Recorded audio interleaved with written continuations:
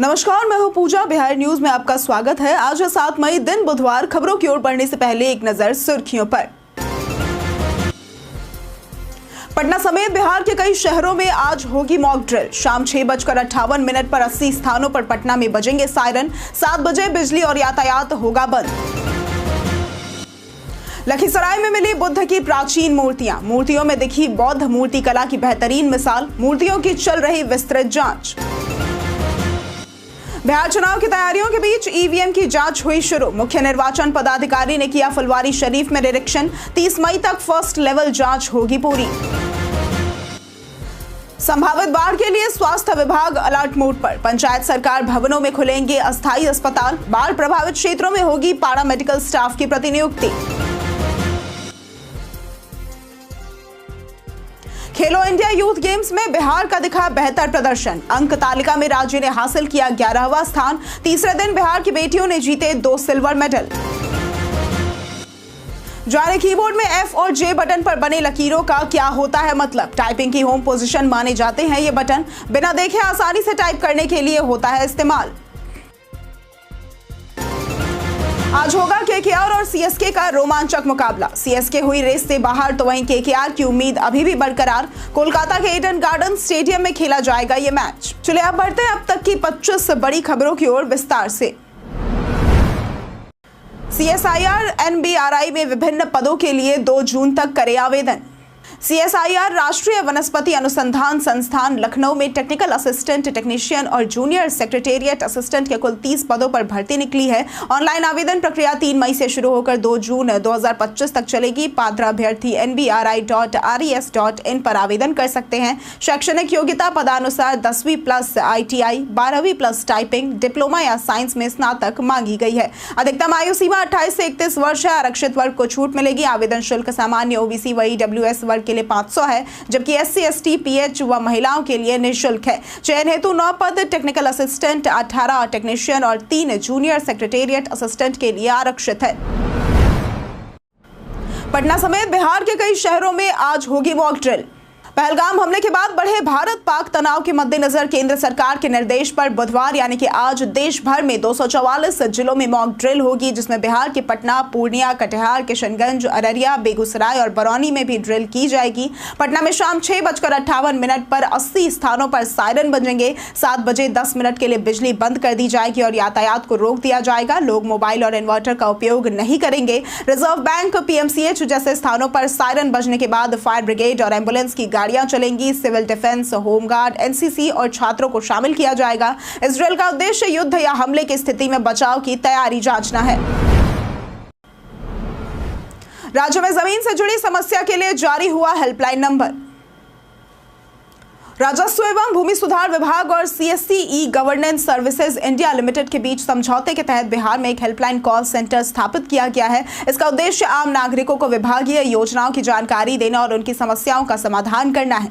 यह हेल्पलाइन जून के पहले सप्ताह से 180034562115 नंबर पर चालू होगी। विभाग के अनुसार कई बार साइबर कैफे वाले आवेदन में अपना मोबाइल नंबर दे देते हैं, जिससे रैयतों को सूचना नहीं मिल पाती। प्रशिक्षण टीम द्वारा संचालित ये कॉल सेंटर डिजिटल सेवाओं को बेहतर बनाएगा। CSC की पहुंच ग्रामीण क्षेत्रों तक है, जिससे सेवाएं अंचल स्तर तक पहुंचेंगी। यह समझौता डिजिटल इंडिया मिशन को भी सशक्त बनाएगा। बिहार चुनाव की तैयारियों के बीच ईवीएम की जांच हुई शुरू। बिहार विधानसभा चुनाव 2025 की तैयारियां शुरू हो गई है। मंगलवार को मुख्य निर्वाचन पदाधिकारी विनोद सिंह गुंजियाल ने फुलवारी शरीफ स्थित ईवीएम स्ट्रांग रूम का निरीक्षण किया और मशीनों की विस्तृत जांच की। उन्होंने अधिकारियों और इंजीनियरों को निर्देश दिया कि केवल पूर्णतः कार्यशील मशीनें ही मतदान केंद्रों पर भेजी जाएं और जांच में कोई लापरवाही न हो। उन्होंने बताया कि 30 मई तक फर्स्ट लेवल जांच पूरी करनी है। निरीक्षण के दौरान पटना के जिलाधिकारी डॉक्टर चंद्रशेखर सिंह समेत अन्य अधिकारी भी मौजूद थे। गुंजियाल ने कहा कि सभी तैयारियां चुनाव आयोग की गाइडलाइन के तहत की जा रही है, जिसमें जिला प्रशासन और डिप्टी इलेक्शन कमीशन के अधिकारी भी शामिल हैं। मेंटेनेंस के कारण बंद हुआ राजगीर रोपवे आज से होगा चालू। राजगीर रोपवे यानी कि आकाशीय रज्जुपथ बीते दिन 6 मई को बुद्ध पूर्णिमा की तैयारी और मेंटेनेंस के चलते पूरे दिन बंद रहा। आमतौर पर हर महीने दूसरे मंगलवार को रखरखाव कार्य होता है, लेकिन इस बार इसे पहले मंगलवार को ही किया जा रहा है। रोपवे से विश्व शांति स्तूप तक जाना पर्यटकों के लिए खास अनुभव होता है, खासकर बुद्ध पूर्णिमा पर जब हजारों श्रद्धालु यहां पहुंचते हैं। आपको बता दें कि मैनेजर दीपक कुमार ने यात्रियों से अपील की थी कि वे अपनी यात्रा की योजना 6 मई को रोपवे बंद रहने को ध्यान में रखकर बनाएं और वैकल्पिक रास्तों का उपयोग करें। रोपवे 7 मई यानी कि आज फिर से चालू हो जाएगा। ये रोपवे बिहार के प्रमुख पर्यटन स्थलों में से एक है, जो पर्यटकों को रत्नागिरी पहाड़ियों और आसपास के सुंदर दृश्यों का अनुभव कराता है और देशी विदेशी सैलानियों को आकर्षित करता है। संभावित बाढ़ के लिए स्वास्थ्य विभाग अलर्ट मोड पर। जुलाई में संभावित बाढ़ को देखते हुए स्वास्थ्य विभाग ने पूरी तरह से अलर्ट जारी कर तैयारियां शुरू कर दी है। ग्रामीण क्षेत्रों में स्वास्थ्य सेवाएं बहाल रखने के लिए पंचायत सरकार भवनों में अस्थायी अस्पताल खोलने के निर्देश दिए गए हैं। अपर मुख्य सचिव प्रत्यय अमृत ने कहा कि राहत और बचाव कार्यों में कोई लापरवाही नहीं होनी चाहिए। बाढ़ प्रभावित क्षेत्रों में डॉक्टर, नर्स और पैरामेडिकल स्टाफ की प्रतिनियुक्ति की जाएगी। जल जमाव वाले क्षेत्रों में नावों पर चलंत औषधालय स्थापित किए जाएंगे। मेडिकल कॉलेजों को चलंत पैथोलॉजी दल गठित करने के निर्देश दिए गए हैं। पूरी व्यवस्था की निगरानी के लिए मॉनिटरिंग टीम बनाई जाएगी, जो समय समय पर दौरा करेगी। वाहन की आरसी में मोबाइल नंबर अपडेट क्यों है जरूरी? यदि आपके वाहन की आरसी में मोबाइल नंबर अपडेट नहीं है तो वाहन बेचने या खरीदने या ट्रांसफर में परेशानी हो सकती है, क्योंकि अब यह प्रक्रिया ओटीपी आधारित हो गई है। नंबर गलत या बंद होने पर न केवल ट्रांसफर रुकेगा, बल्कि जुर्माना भी वाहन मालिक को ही भरना पड़ सकता है। बिहार में करीब 20 लाख वाहन मालिकों ने अब तक नंबर अपडेट नहीं कराया है। सही नंबर न होने से ई चालान की सूचना या दुर्घटना की जानकारी नहीं मिल पाती है। मोबाइल नंबर अपडेट करने के लिए आधार लिंक नंबर देना जरूरी है। परिवहन.gov.in और सारथी.परिवहन.gov.in पोर्टल से अपडेट किया जा सकता है। ये नंबर पॉल्यूशन सर्टिफिकेट और अन्य सेवाओं के लिए भी जरूरी है। खेलो इंडिया की अंक तालिका में बिहार ने हासिल किया 11वां स्थान।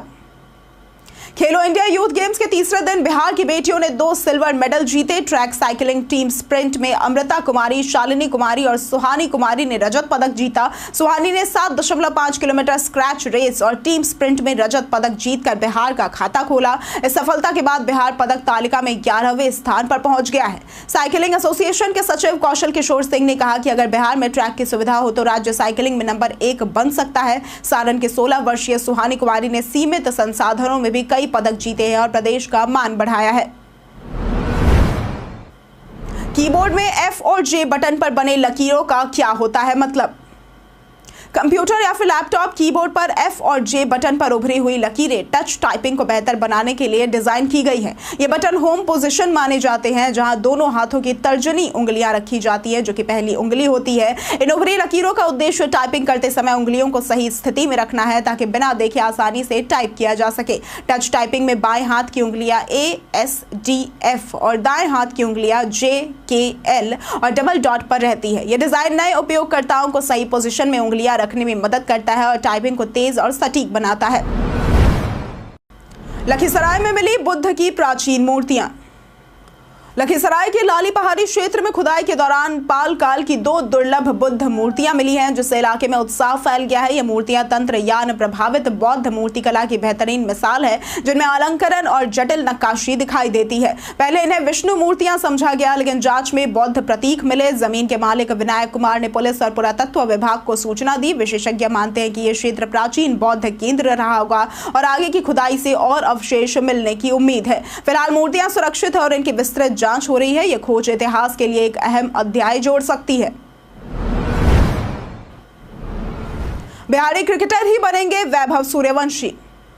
राजस्थान रॉयल्स के सलामी बल्लेबाज वैभव सूर्यवंशी ने आईपीएल 2025 में गुजरात टाइटंस के खिलाफ 35 गेंदों में शतक जड़कर इतिहास रच दिया। वो T20 क्रिकेट में सबसे युवा शतकवीर बन गए हैं। वैभव बिहार के समस्तीपुर के रहने वाले हैं और उनका जन्म 27 मार्च 2011 को हुआ था। उन्होंने महज 5 साल की उम्र से क्रिकेट खेलना शुरू कर दिया था और अब वैभव के शानदार प्रदर्शन के बाद चर्चा ये हो रही है कि वो बिहार की टीम छोड़कर किसी अन्य टीम से खेलेंगे। इस पर उनके पिता संजीव सूर्यवंशी ने स्पष्ट किया कि वो बचपन से बिहार के लिए खेलते आए हैं और आगे भी बिहार का ही प्रतिनिधित्व करेंगे। वैभव की क्रिकेट यात्रा में बिहार क्रिकेट एसोसिएशन यानी कि BCA अध्यक्ष राकेश तिवारी का भी योगदान है, जिन्होंने उन्हें कम उम्र में खेलने का अवसर दिया। राज्य में 19,000 से भी ज्यादा सिपाहियों का हुआ तबादला। बिहार पुलिस महकमे से बड़ी खबर सामने आई है। सिपाहियों के बहुप्रतीक्षित तबादले को लेकर एक साथ 19,858 पुलिसकर्मियों का तबादला कर दिया गया है। इस संबंध में आधिकारिक आदेश भी जारी कर दिया गया है। तबादले की प्रक्रिया कंप्यूटर के माध्यम से रेंडमाइज्ड तरीके से की गई है। यह तबादला 2010 से 2015 बैच के सिपाहियों के लिए किया गया है, जिन पुलिसकर्मियों ने किसी एक जिले में 4 साल और किसी एक जोन में 8 साल की सेवा पूरी कर ली है। केवल उन्हीं के नाम इस सूची में शामिल किए गए हैं। सभी संबंधित कर्मियों को 15 दिनों के भीतर कार्य मुक्त करने का आदेश दिया गया है। सरैया पंचायत में नेत्र एवं स्वास्थ्य जांच शिविर का हुआ आयोजन। बिहार के भोजपुर जिले के बड़हरा प्रखंड के सरैया पंचायत में राजापुर निवासी रणविजय सिंह के सौजन्य से एक विशेष नेत्र एवं स्वास्थ्य जांच शिविर का आयोजन किया गया। उत्क्रमित विद्यालय परिसर में आयोजित इस शिविर में पटना से आई डॉक्टरों की टीम ने आधुनिक उपकरणों से सैकड़ों ग्रामीणों की जांच की और निःशुल्क दवाएं व चश्मे वितरित किए। विशेष रूप से बुजुर्गों, महिलाओं और बच्चों की स्वास्थ्य जाँच की गई। आसपास के कई पंचायतों से लोग इस शिविर में शामिल हुए। रणविजय सिंह ने इसे ग्रामीणों के लिए एक सामाजिक पहल बताया और आगे भी ऐसे आयोजनों की बात कही। स्थानीय लोगों ने इस सेवा की सराहना की और इसे नियमित रूप से कराने की मांग की। बिहार चुनाव में मिलेगी एयर एम्बुलेंस की सुविधा। बिहार विधानसभा चुनाव के दौरान सभी चरणों में एयर एम्बुलेंस और एयर ड्रॉपिंग की सुविधा उपलब्ध कराई जाएगी। इसके लिए विभिन्न विभागों को जिम्मेदारियां सौंपी गई है। मुख्य सचिव अमृतलाल मीना ने जुलाई तक सभी जरूरी तैयारियां पूरी करने का निर्देश दिया है। स्वास्थ्य विभाग एयर एम्बुलेंस की व्यवस्था करेगा, जिससे आपात स्थिति में घायलों को तुरंत अस्पताल पहुंचाया जा सकेगा। ये सुविधा मतदान के पहले से अंत तक उपलब्ध रहेगी। वहीं दुर्गम इलाकों में मतदान कर्मियों और सामग्री को पहुंचाने के लिए हेलीकॉप्टर से एयर ड्रॉपिंग की व्यवस्था मंत्रिमंडल समन्वय विभाग करेगा। सभी हवाई अड्डों व हेलीपैड की मैपिंग कराई जाएगी ताकि एयर सेवाएं सुचारू रूप से संचालित हो सके। रेलवे ट्रैवल इंश्योरेंस लेने से पहले जान ले ये जरूरी बात। भारतीय रेलवे दुनिया की चौथी सबसे बड़ी रेल व्यवस्था है, जिसमें रोजाना 13,000 से अधिक ट्रेनें चलती हैं। यात्रियों के लिए रेलवे टिकट आरक्षित और अनारक्षित दोनों तरह से उपलब्ध होते हैं और ऑनलाइन बुकिंग करने पर ट्रैवल इंश्योरेंस की सुविधा भी मिलती है। ट्रैवल इंश्योरेंस लेने के बाद नॉमिनी डिटेल्स भरना जरूरी होता है ताकि हादसे की स्थिति में क्लेम प्राप्त किया जा सके। दुर्घटना में मृतक के परिवार को 10 लाख रुपए, विकलांगता पर 7.5 लाख रुपए, घायल होने पर 2 लाख रुपए और मामूली चोटों पर 10,000 रुपए की राशि मिलती है। यह इंश्योरेंस यात्रा के दौरान सुरक्षा प्रदान करता है। बिहार में गेंदबाजों की खोज अभियान के तहत आए 4,000 आवेदन। बिहार क्रिकेट एसोसिएशन यानी कि बीसीए द्वारा आयोजित गेंदबाजों की खोज अभियान को जबरदस्त प्रतिक्रिया मिली है, जिसमें अब तक 3,993 आवेदन प्राप्त हो चुके हैं।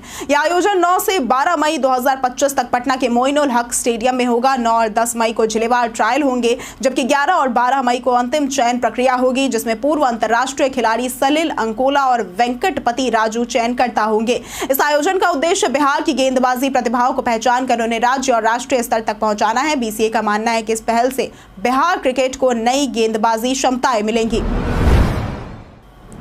जाने आज कैसा रहेगा बिहार के मौसम का मिजाज। अगले 24 घंटे के दौरान अधिकतम तापमान में कोई विशेष परिवर्तन आने की संभावना नहीं है, जिसके बाद अगले 3 दिनों के दौरान तापमान में 5 से 8 डिग्री की वृद्धि हो सकती है। तो वहीं न्यूनतम तापमान में अगले 3 दिनों में 4 से 6 डिग्री की वृद्धि होने की आशंका जताई गई है। प्रदेश के 1 या 2 स्थानों पर हल्की से मध्यम स्तर की वर्षा, मेघ गर्जन और वज्रपात की आशंका जताई गई है। आज राज्य का अधिकतम तापमान 38 से 40 डिग्री और न्यूनतम तापमान 24 से 26 डिग्री रहने की संभावना है।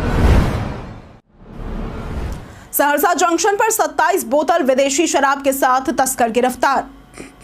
सहरसा जंक्शन पर आरपीएफ ने मंगलवार सुबह 8:30 बजे 27 बोतल विदेशी शराब के साथ एक तस्कर को गिरफ्तार किया है। पकड़े गए युवक की पहचान खगड़िया निवासी अखिलेश कुमार, जो कि 28 वर्षीय के रूप में हुई है। आरपीएफ इंस्पेक्टर धनंजय कुमार यादव अपनी टीम के साथ प्लेटफॉर्म संख्या 1 पर गश्त कर रहे थे, तभी एक संदिग्ध व्यक्ति पर उनकी नजर पड़ी। पूछताछ पर वह भागने लगा, लेकिन आरपीएफ ने उसे पकड़ लिया।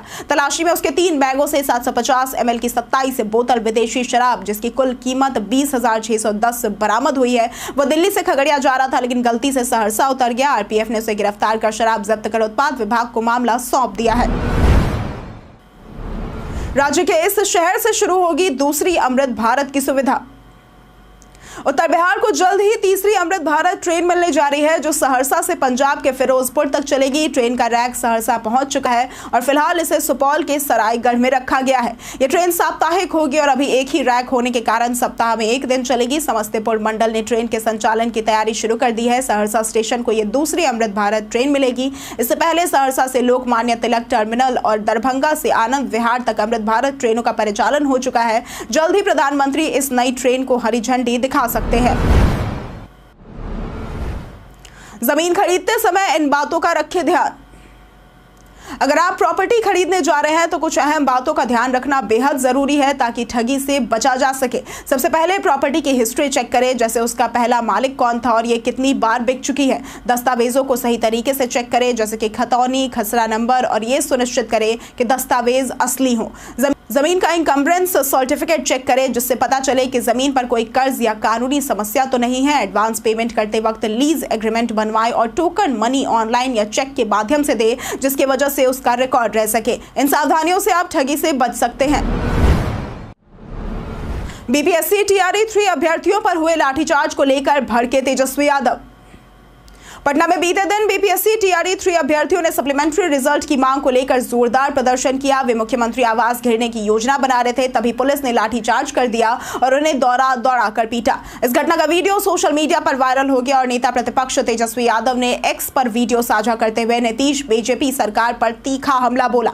उन्होंने लिखा कि सरकार युवाओं पर अत्याचार कर रही है और अपराधियों को संरक्षण दे रही है। तेजस्वी यादव ने सरकार को निकम्मी, आवारा और नकारा बताते हुए जनता से एनडीए को हटाने की अपील की। गौरतलब है कि इससे पहले 24 मार्च को भी इसी मुद्दे पर प्रदर्शन हुआ था। विकास कार्यों में तेजी लाने पर सीएम नीतीश ने की अहम बैठक। मुख्यमंत्री नीतीश कुमार ने मंगलवार को पटना स्थित अणे मार्ग पर भाजपा के मंत्रियों के साथ बैठक की, जो 1 घंटे तक चली। इस बैठक में राज्य भर में चल रहे विकास कार्यों को तेज करने, केंद्र सरकार की मदद और मुख्यमंत्री की प्रगति यात्रा के दौरान स्वीकृत योजनाओं को लागू करने पर चर्चा की गई। ये बैठक आगामी विधानसभा चुनाव से पहले महत्वपूर्ण मानी जा रही है। इसके पहले सोमवार को नीतीश ने जदयू के शीर्ष नेताओं के साथ विधानसभा चुनाव की रणनीति पर बैठक की थी। बैठक में पार्टी कार्यकर्ताओं को जनता तक सरकार के 20 साल के कार्यों की जानकारी देने और चुनावी मोर्चे पर तैयारी के निर्देश दिए गए। आज होगा केकेआर और सीएसके का रोमांचक मुकाबला। आईपीएल 2025 का 57वां मुकाबला कोलकाता नाइट राइडर्स यानी कि केकेआर और चेन्नई सुपर किंग्स यानी कि सीएसके के बीच आज यानी कि 7 मई को कोलकाता के ईडन गार्डन्स स्टेडियम में खेला जाएगा, जहां धोनी की कप्तानी वाली सीएसके प्लेऑफ की रेस से बाहर हो चुकी है, तो वहीं रहाणे की अगुवाई वाली केकेआर की उम्मीदें अभी भी बरकरार है।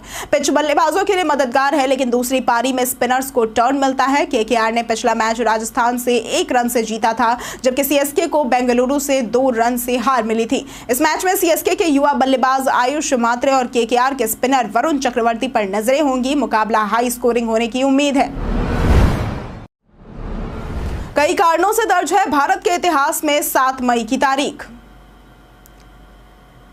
आज के दिन 1910 में शांतिदेव घोष, जो कि एक भारतीय लेखक, गायक, अभिनेता, नर्तक और रविंद्र संगीत के उस्ताद थे, उनका जन्म हुआ था। आज के दिन 1861 में रविंद्रनाथ ठाकुर, जो कि नोबेल पुरस्कार प्राप्त बांग्ला कवि, कहानीकार, गीतकार, संगीतकार, नाटककार, निबंधकार थे, उनका जन्म हुआ था। आज के दिन 1973 में अरुणाचल प्रदेश की नई राजधानी की आधारशिला ईटानगर में रखी गई थी। 1907 में आज के दिन बंबई में पहली इलेक्ट्रिक ट्राम कार का संचालन हुआ था। 2001 में आज के दिन हिंदी सिनेमा जगत के मशहूर गीतकार प्रेम धवन का निधन हुआ था। कूलर खरीदते समय रेटिंग का रखें ध्यान, बिजली खपत हो सकती है कम। गर्मियों में एसी की जगह कूलर एक बेहतर विकल्प हो सकता है, लेकिन कूलर की रेटिंग पर ध्यान देना भी जरूरी है। 5 स्टार रेटिंग वाला कूलर कम बिजली खपत करेगा और बिजली बिल में बचत होगी, जबकि 2-3 स्टार रेटिंग वाले कूलर ज्यादा बिजली खाएंगे। कूलर का उपयोग करते वक्त कमरे की वेंटिलेशन का ध्यान रखना चाहिए और इसे खुली खिड़की या दरवाजे के पास रखना चाहिए ताकि ताजी हवा अंदर आ सके। पानी में बर्फ डालने से भी ठंडी हवा मिल सकती है। यदि कमरा बड़ा हो तो पंखा चला सकते हैं ताकि कूलर की ठंडी हवा पूरे कमरे में फैल सके। हम प्रतिदिन आपसे 5 ऐसे जरूरी सवाल और उसके जवाब बताएंगे जो कि बीपीएससी, बिहार पुलिस, दारोगा समेत एसएससी जैसे अन्य प्रतियोगी परीक्षाओं में काम आएंगे। सवाल इतिहास, बिहार स्पेशल, विज्ञान, करंट अफेयर्स और भूगोल से रहेंगे। पूछे गए 5 सवालों में आपने कितना सही उत्तर दिया, यह हमें कॉमेंट करके जरूर बताएं। हमारा पहला सवाल है, बिहार की अर्थव्यवस्था में किस क्षेत्र का योगदान सबसे अधिक है? ए उद्योग, बी कृषि, सी सेवा या फिर डी शिक्षा। इसका सही जवाब है सी, सेवा। हमारा दूसरा सवाल है, बिहार में एक वर्ष में किस खनिज का उत्पादन सबसे अधिक होता है?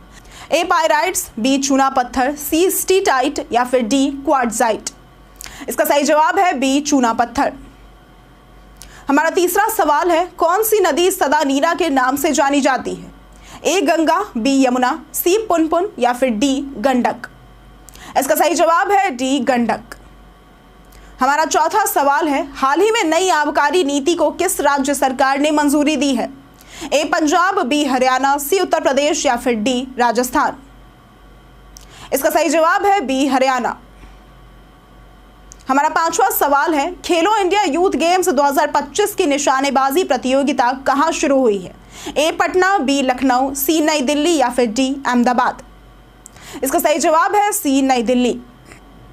बीते दिन हमारे द्वारा पूछे गए सवाल का जवाब आप लोगों में से बहुत लोगों ने हमारे कमेंट सेक्शन में लिख कर दिया है। जिन्होंने हमारे द्वारा पूछे गए सवाल का जवाब दिया है उनके नाम है राजीव कुमार, नौशाद रजा, अनिल कुमार, मुरली पासवान, बीरेंद्र कुमार, मैथिली कुमारी, शिव शक्ति, विशेश्वर महतो, संजीव कुमार, प्रदीप पंडित, रंजीत मिश्रा, मुन्ना प्रसाद, ओमकार सिंह, गुड्डू कुमार, अरविंद कुमार, सूरज कुमार, पूनम देवी, रिंकी कुमारी, अमन कुमार, रामचंद्र मेहता, इंद्रभूषण, दीपक कुमार और प्रमोद रॉय।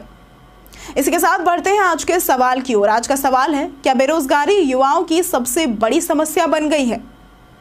आप अपना जवाब हमें हमारे कमेंट सेक्शन में लिखकर जरूर बताएं। आज के लिए सिर्फ इतना ही। बिहार की तमाम खबरों के साथ बने रहने के लिए देखते रहे बिहारी न्यूज। और साथ ही अगर आप यूट्यूब चैनल पर देख रहे हैं तो चैनल को सब्सक्राइब करें, और अगर आप फेसबुक पेज पर देख रहे हैं तो लाइक और फॉलो जरूर करें।